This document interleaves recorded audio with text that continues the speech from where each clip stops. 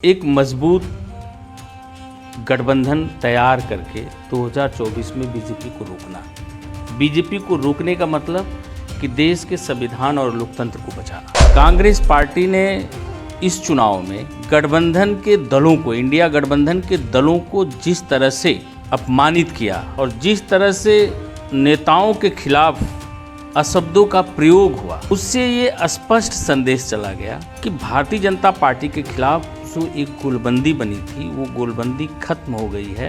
आप चिरकुट वाले बयान और अखिलेश वाले बयान की बात कर जी, इंडिया गठबंधन के दलों में आपस में बयानबाजी हुई तो जनता के बीच स्पष्ट संदेश चला गया कि ये कांग्रेस और इसकी पूरी टीम में बिखराव है।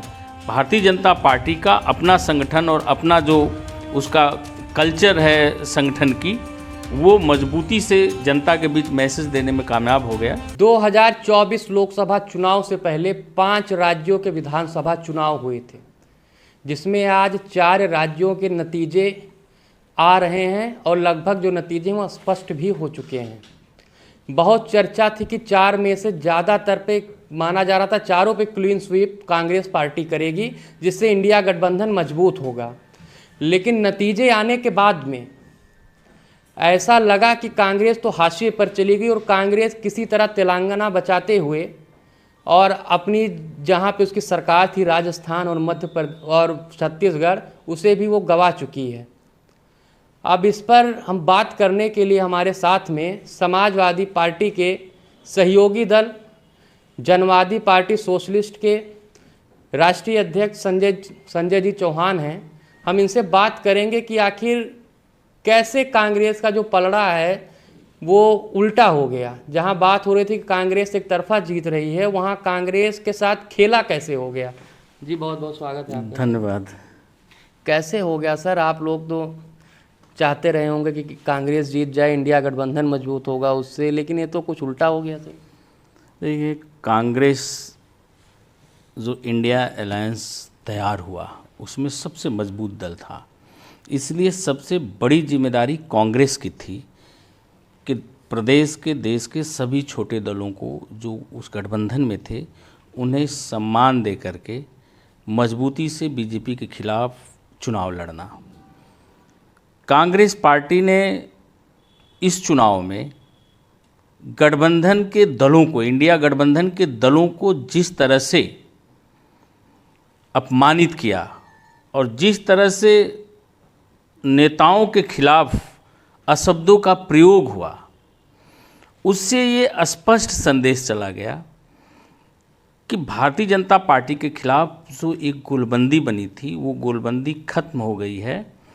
और कांग्रेस पार्टी को मैं सर अगर याद करूँ, आप चिरकुट वाले बयान और अखिलेश वाले बयान की बात कर रहे हैं। जी, जिस तरह से समाजवादी पार्टी के खिलाफ सबसे पहले कांग्रेस के नेता ने, एक बड़े नेता ने वक्तव्य दिया कि कौन है अखिलेश।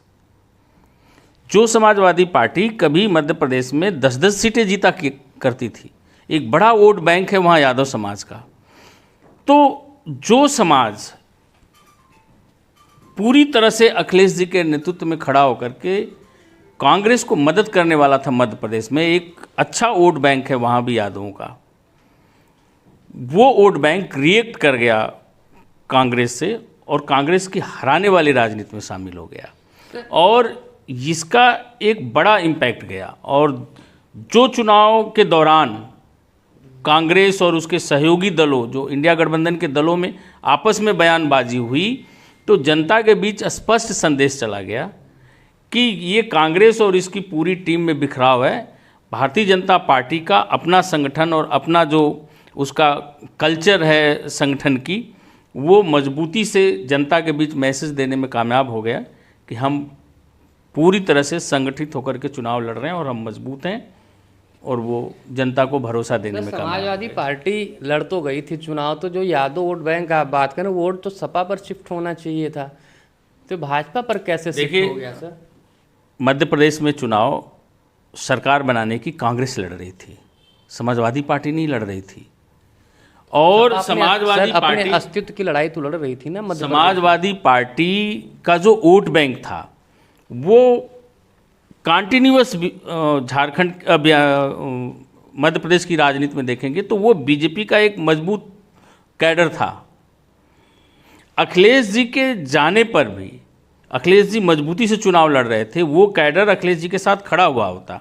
लेकिन कोई भी समाज जब अपने नेता को, कोई बड़ा नेता उस पार्टी का, उस प्रदेश का जो सरकार बनाने की स्थिति में हो, वह पार्टी अपमानित करने की स्थिति में हो गई तो उसे सबक सिखाने की स्थिति में चला गया और वो पूरा वोट बैंक पुनः बीजेपी के साथ सेट हो गया। ये तो बात है राजनीतिक नैतिकता की, लेकिन जो नतीजे आ रहे हैं, अभी हम लोग टीवी हमारे सामने लगा हुआ है, भाजपा 167 पर दिखा रहा है, कांग्रेस 62 और अन्य 1 सीट दिखा रहा है। आपको लगता है कि अगर अखिलेश जी को बहुत सम्मान दिए होते, सीटें अच्छी दिए होते, तो नतीजे में कुछ क्या होता, 10-20 सीटें इधर उधर हो जाती? देखिए, राजनीति में जो एक परसेप्शन है वो बहुत मायने रखता है। अगर कांग्रेस पार्टी, तो फॉर्मूला ही है, कांग्रेस पार्टी सपा को, बसपा को, सबको सम्मान दे करके, सम्मानजनक सीटें दे करके अगर वो इन सब दलों को गठबंधन में लेकर के चुनाव लड़ती तो कांग्रेस का परसेप्शन बीजेपी से मजबूत परसेप्शन रूट लेवल पे खड़ा हो जाता। कांग्रेस जब कमज़ोर दिखी, कांग्रेस के खुद इंडिया गठबंधन में जब फूट दिखी, तो जो आम मतदाता था, वो जो बीजेपी को हराने की नीयत से खड़ा था, वो मानसिक रूप से पुनः बीजेपी जीतती हुई उसको नज़र आई तो उसके साथ खड़ा हुआ। सर, आपकी समाजवादी पार्टी में किसी पदाधिकारी से बात तो हुई होगी, क्या समाजवादी पार्टी में क्या माहौल है? खुश हैं कि कांग्रेस की हार से और अपनी भी हार से, मतलब दुख है उन्हें? नहीं, देखिए, एक बड़ा चैलेंज विपक्ष के सामने इस जीत से 2024 के लिए विपक्ष के सामने, इंडिया गठबंधन के सामने एक बड़ा चैलेंज है।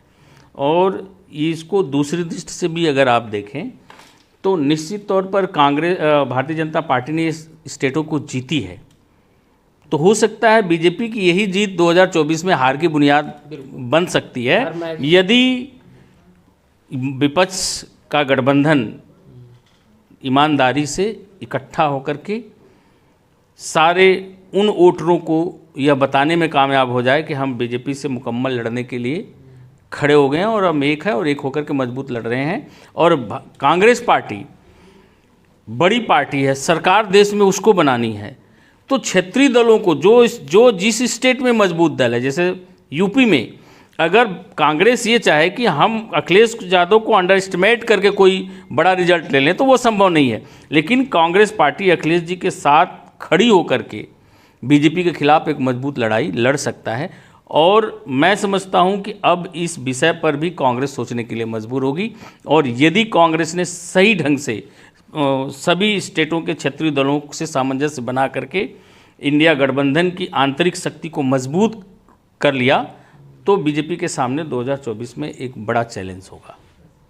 तो सर, जो कांग्रेस की बात की आपने कि अभी आप सोच रहे हैं कि अब जो अवसर होगा गठबंधन मजबूत करने का होगा, तो जो अभी तक कांग्रेस ने अपमानित किया, क्या सब अपमान भूल जाएंगी पार्टियां जो भी होंगी? सर, ये कैसी राजनीति है सर कि अगर मौका मिले तो हाँ जी भाई साहब, और ना मिले तो फिर चिरकुट और अखिलेश वखिलेश? कुछ महान उद्देश्यों के लिए बहुत सारी चीज़ों को नज़रअंदाज भी किया जाता है, और यह देश हित में है। अगर भारत के संविधान, लोकतंत्र और जो रोज़गार, भारत की अपनी राष्ट्रीय संपदा, इन सब को बचाने की, राष्ट्रीय एकता को बचाने की जो सोच समझ रखने वाले प्रगतिशील सोच के लोग हैं, वो सब लोगों को छोटी छोटी बातों को नज़रअंदाज करके एक बड़ी ताकत से लड़ना है। मध्य प्रदेश से हटा दें तो छत्तीसगढ़ और राजस्थान में ये कैसे खेल हो गया? छत्तीसगढ़ में तो एक तरफा एग्जिट पोल भी बता रहे थे कि बघेल सरकार वापसी कर रही है। अब छत्तीसगढ़ और राजस्थान का तो अपना नेचर रहा है, एक बार कांग्रेस बनती है, एक बार बीजेपी बनती है। वहाँ के लोगों के 2 बार भाजपा रही इससे पहले। भारतीय जनता पार्टी छत्तीसगढ़ में बनाने में कामयाब हो गई। भारतीय जनता पार्टी का अपना जो संगठन की शक्ति है, जो उसके संगठन करता है और जो उसको रूट लेवल पर संगठन जिस हिसाब से बनाया है, वो संगठन की ताकत निश्चित तौर पर जो विपक्षी दल हैं उस तरह के संगठन शक्ति को तैयार नहीं कर पा रहे हैं।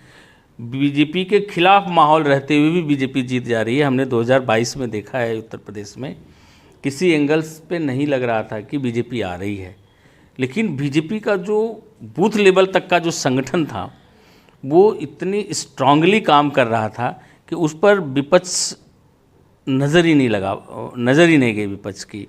नहीं तो विपक्ष अगर उस स्तर की तैयारी कर ले। सर विपक्ष तो अखिलेश जी का कहना है कि उनकी पार्टी गांव घर एक पार्टी है, हर गांव में उनके वोटर्स हैं, सब दौड़ने वाले हैं, और फिर भी फेल कैसे हो गए थे? देखिए, वोटर्स होना और वोट को किसी पार्टी के लिए कन्वर्ट कर लेना, ये दोनों चीज़ अलग अलग है। अखिलेश यादव जी अभी मध्य प्रदेश में गए थे, आपने देखा होगा कितना भीड़ होती थी जनसभाओं में, रैला होता था। उनके रैली को देख करके अगर परसेप्शन बनाया जाए तो उन्हें तो 15-20 सीटें जीतना चाहिए, लेकिन किसी सीटों पर मुझे नहीं लगता कि रिजल्ट देखेंगे, लेकिन मैं समझता हूँ कि मैक्सिमम सीटों पे 1000, 500, 1200, 1500 वोट आए।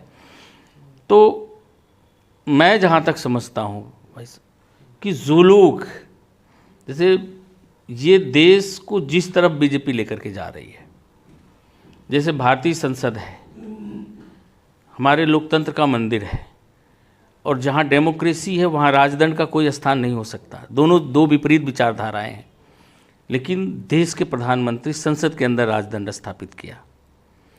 बीजेपी का जो हिडन एजेंडा था संविधान और लोकतंत्र को कमज़ोर करके एक तानाशाही सरकार का निर्माण करना, बीजेपी उस तरफ बढ़ रही है। आपका कहना है कि भाजपा लोकतंत्र को राजतंत्र के अंडर में चलाएगी? एक अप्रोक्ष रूप से राजतंत्र वो उसकी कार्यशैली में यूपी में भी दिख रहा है, जहाँ जहाँ बीजेपी है, और नरेंद्र मोदी जी की एक एक कार्यशैली में वो चीज़ दिख रहा है। इसीलिए और अब जो परिस्थितियां हैं, अगर इन परिस्थितियों में विपक्षी दल के लोग अगर 2024 में देश और संविधान बचाने की नीयत से अपने स्वार्थों को छोड़ करके नहीं लड़ेंगे और इकट्ठा होकर के मजबूती से नहीं खड़ा हुए, तो 2024 में अगर बीजेपी आ जाएगी तो अभी राजदंड ही है, राजतंत्र भी आ जाएगा। सवाल, माना जाता था कि अगर कांग्रेस 2-3 राज्यों में आ जाती है, और उससे पहले से भी हिमाचल में आ चुकी है, कर्नाटक में, तो कांग्रेस इंडिया गठबंधन में बहुत ज़्यादा डोमिनेंट हो जाएगी, और जितने भी पार्टियां हैं उसमें वो अपने हिसाब से सबको मैनेज करेगी, और उत्तर प्रदेश में जिसका घाटा समाजवादी पार्टी को भी लगेगा। लेकिन अब नतीजे जब कांग्रेस के विपरीत आ गए, तो माना जा रहा है कि अब अखिलेश यादव जी की जो बार्गेनिंग पावर है वो बहुत ज़्यादा बढ़ जाएगी। तो अखिलेश जी की अगर पावर बढ़ेगी तो आपकी भी पावर बढ़ेगी।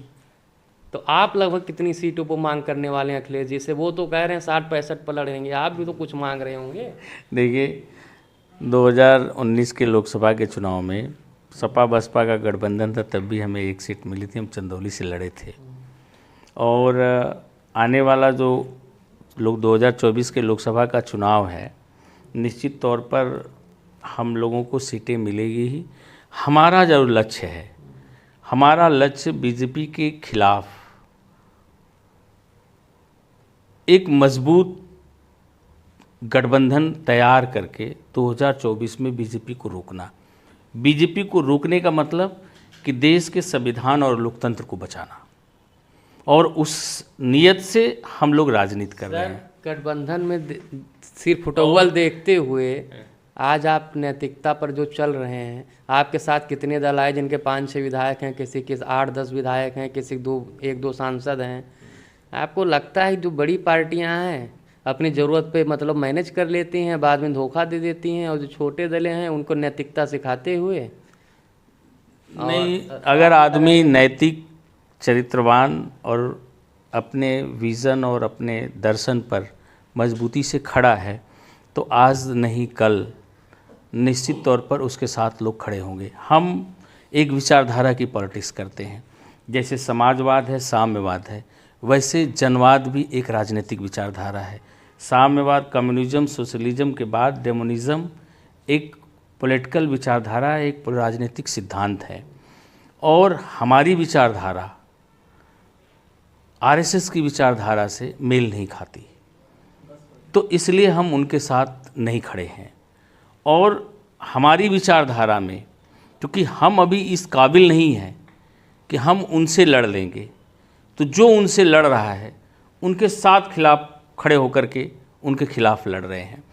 और ये जो बड़ी पार्टियां हैं, जो आज जिसे बीजेपी के अगेंस्ट जो भी पार्टियां लड़ रही हैं, आज यही उत्तर प्रदेश है। बैकवर्ड की लीडरशिप अखिलेश यादव जी के हाथ में है, शेड्यूल कास्ट की लीडरशिप मायावती के हाथ में थी। और बीजेपी को आज सत्ता में कौन लाके खड़ा किया है? यही बैकवर्ड और यही अदर दलित अदर बैकवर्ड ला करके खड़ा किया। तो इन लोगों ने के वैचारिक राजनीति का अवसान हुआ, तभी बीजेपी को आने का मौका मिला। और अगर ये अवसान जारी रहेगा तो इन्हें भी खत्म होने में समय नहीं लगेगा।